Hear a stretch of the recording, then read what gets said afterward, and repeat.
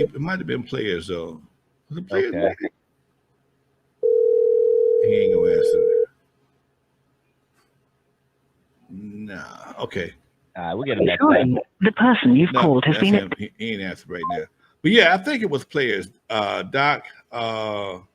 And they sold those in the hood, or like, what do you remember about that specifically? Oh, they if you sold do? them everywhere, man. Shit. Players magazine. All they had was a photographer, a bed at the Sudi Fox Hotel, and a Polaroid camera. And they was taking pictures left and right. And a lot of girls that I knew from the neighborhood ended up in Players. Doc. A lot of them. They didn't do no makeup. They didn't cover up them bullet wounds. They didn't cover up them stretch marks. It was just all raw. And that's the part everybody liked about it, because they could tell that the Playboy and the Hustler stuff was so manufactured, airbrushed and this way. Yeah. Nah, this here was raw. Chip fingernail polish. Oh yeah, it was nice. bad teeth. Oh man, she just got through eating a sandwich, a burrito, something got a little. Yeah, so it was a different. But yeah, that was a great. Dad, he was the editor of that magazine for years, and we laughed about that. So yeah, it's but again, I don't remember them having a mansion. All they did was took pictures and put it. I was a black version of Hustler. I mean, or I'm gonna say black version of Playboy, because I didn't see no real raunchy. Because Hustler got a little raunchy. And some of them girls might need to shave down their crotch a little bit, because that hair getting nappier between the thighs. Anyway, they need to do some trimming, but it was more organic. Let's put it that way. It was more organic. Okay, good times. What can you tell us about Arabian Prince? How y'all met, your relationship through the years with him, his come up through the music game? I met Arabian Prince. I heard he had a little spot over in Lenox. It's a church now. I passed by there about 3-4 days ago. Had a little spot, and he was doing some things. He was the DJ, and Arabian Prince like 5'7", 5'8". He's not a tall dude. He came out and he had this.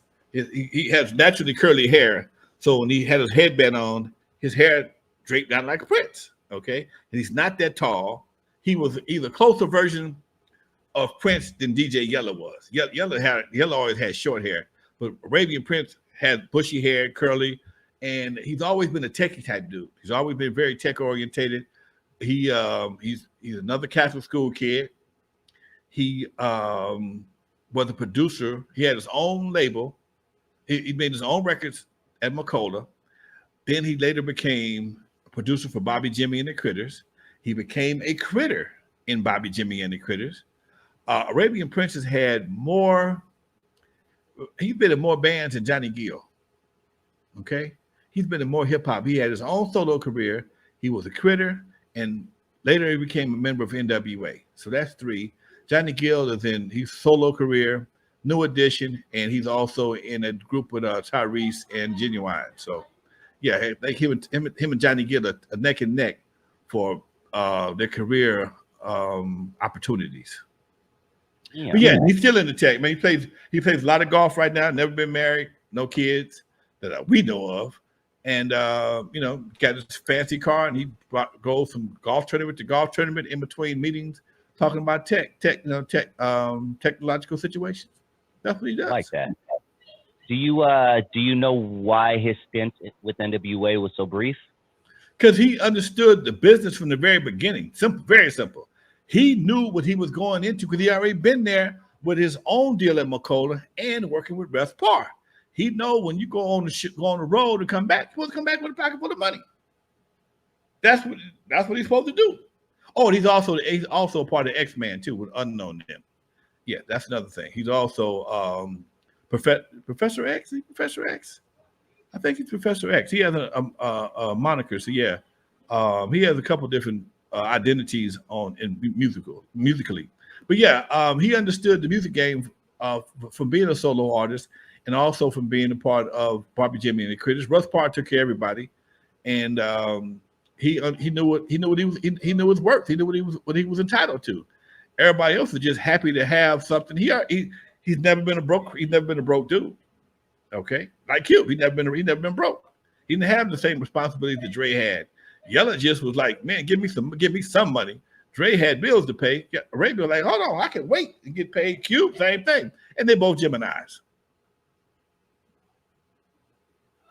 Shout out Arabian Prince, man. Definitely try to get him back on the show because unfortunately you do have an interview with him from a few years back, but the feedback was really bad. It was his echo was really, really bad. But yeah, if we can get Arabian Prince back on, man, that would be a great interview. We'll talk about that off. Yeah, we'll talk about that offline.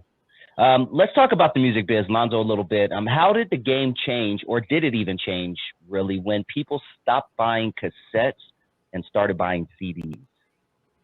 Cassettes were cheap. They were like the cheapest. The most you ever spent for a cassette might have been $10. And that was a good price. But the problem with cassettes were they were easily replicated.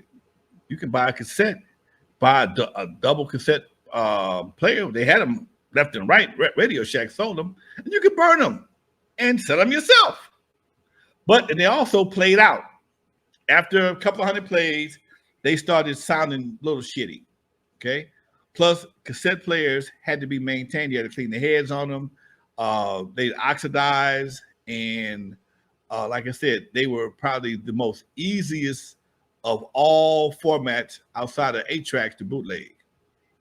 You buy one cassette and you can sit at home and make a bunch of them.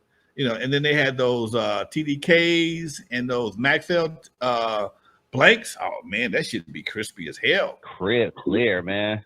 Those remember the commercial, that big commercial from '84? I got that on my wall in the studio right now. I got that high buy tape. That's hilarious. I bought that for Dre because that's how Dre used to make me feel when he'd be in the studio. She'd be so damn loud. You could almost feel the air from the speakers blowing shit over. But yeah, so when CDs came out, they were a lot more expensive. They were flat, so you could put a whole bunch of them.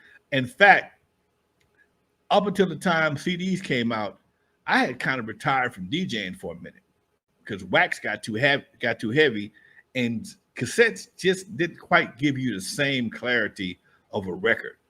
And you had to have so many of them. They were cool, but you couldn't cue them up that well. Okay, how you cue up a cassette? You got to push record, rewind, before rewind to try. So cassettes didn't go well with DJs. They came in handy if you was doing a boat. If you was doing a boat cruise, it was very handy. So for a while,